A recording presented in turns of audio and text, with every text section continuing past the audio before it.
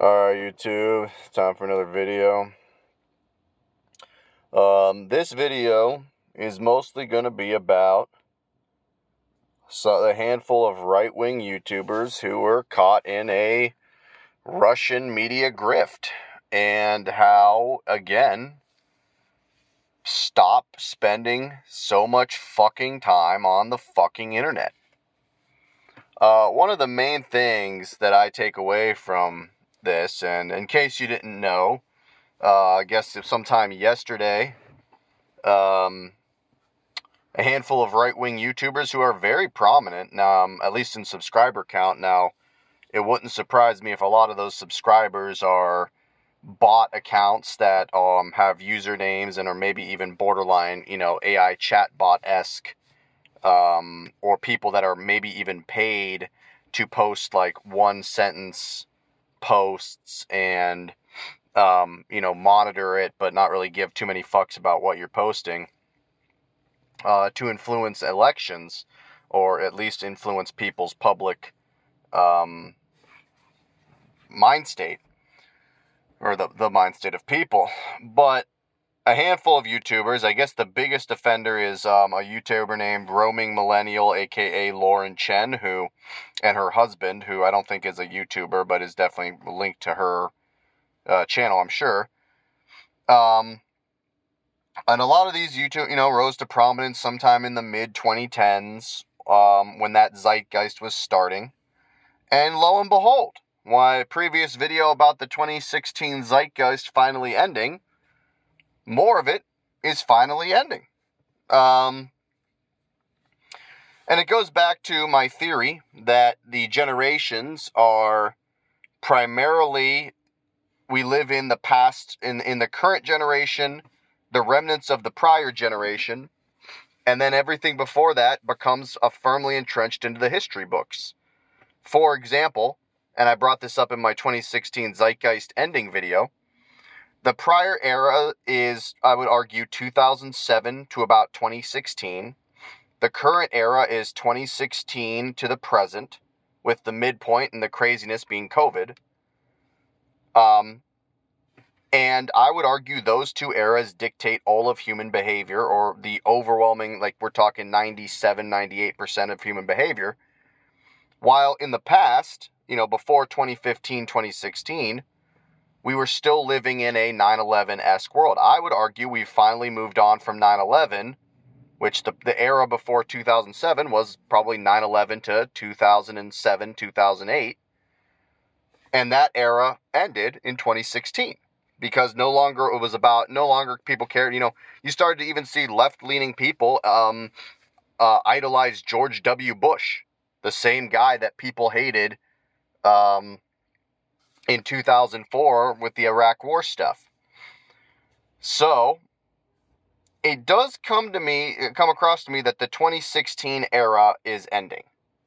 And with that, what that means is the 2007 to 2015 era will be firmly entrenched into the history books, and the new era might start with 2025. I know people, the right wing talks about Project 2025. The left wing is trying to get Kamala Harris elected, who I will be voting for. I don't care about, call me a cuck loser all you want. There's nothing more pathetic than, I don't know who's more pathetic, right-wing men or overly, there are some, rabid left-wing women who, I think they oversimplify things in a lot of ways, but right-wing men think everything's a fucking conspiracy, and lo and behold, you're some of the most prominent right-wing YouTubers that you spend all the time listening to are literally, the conspiracy was in on them. They were getting Russian money.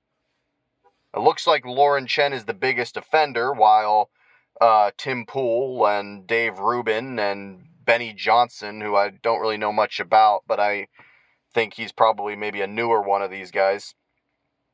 But more I look at him, he looks like, so when I went to his channel to look at his video, he looks like a Daily Wire pundit to me, but nevertheless, They are the ones, that's the conspiracy. All this fucking right-wing conspiracy shit about Pizzagates and Sandy Hook inside didn't happen, and Michelle Obama isn't a woman, or she's trans, or what. All that shit's garbage. And it's a bunch of right-wing coping bullshit that you're just trying to, influence younger, primarily men who wish they had a date and a girlfriend. And I think, again, there were articles written in when the 2016 election ended. They called it the Gamergating of an election. And I agree.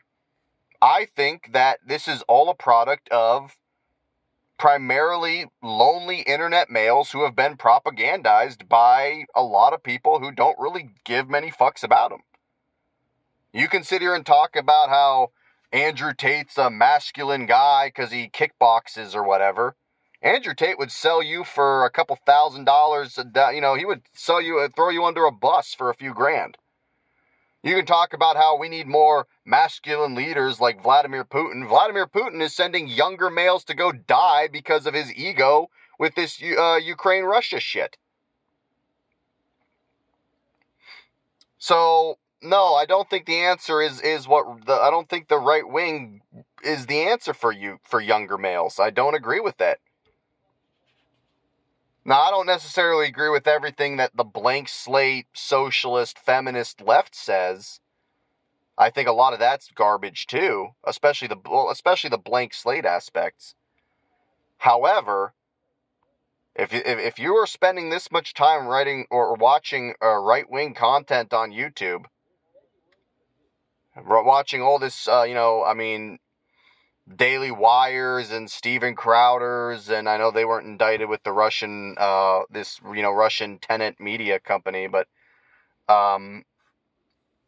they're probably just as bad in different ways. Go outside, spend less time on the fucking internet. And I keep saying this over and over again. Coming from somebody who does have some memories of life in the late 90s, man, were things more optimistic. People went outside. Malls still had people. Malls still had arcades and bookstores, and the food court had like actual restaurants, not these like pop-up restaurants that look shady as fuck. You would see, when you were in middle school, you would see a girl there that you thought was cute, but you were too afraid to talk to her. You would turn on TV after school and during the school week and maybe on like Saturday mornings, but your afternoons and evenings, you were hanging out with friends. You were doing stuff outside. At least that was my experience that was my experience in the early 2000s, really, when I was like 12 or so. Even post 9/11, that was still kind of the standard, but my older brother definitely experienced that late 90s teenage years while I was still I was still in elementary school. But yeah, I again, my advice is not necessarily to, you can maybe, don't have to have the same political views as me or anybody else, but goddamn, stop spending so much of your energy on politics on the internet. Stop. Finally, the number one thing I will also take, well, maybe not the number one thing, but one of the other big takeaways from this is, look, YouTube is mainstream now, okay? Everybody knows it. You're not hipster for watching Joe Rogan, and it's like we're chilling in his basement, smoking a cigar and weed and goofing off. Dude, that's all aesthetic that they're doing to get you hooked. Okay? YouTube, Spotify, Instagram, TikTok, this shit is more mainstream amongst the 18 to 50-year-old demographic, which is a large chunk of this country, 18 to 50-year-olds. I don't know you would be more of a hipster if you were like a 30-year-old and you're watching CNN. I don't know anybody, I don't do that. I don't know anybody who does. But you're not a hipster for watching YouTube content. Joe Rogan is not hipster. Steven Crowder is not hipster. It's not true media. It's not underground anymore. It's not alternative media anymore. This is mainstream. The internet is mainstream now. Get over it. Go outside and spend less time on it. Peace.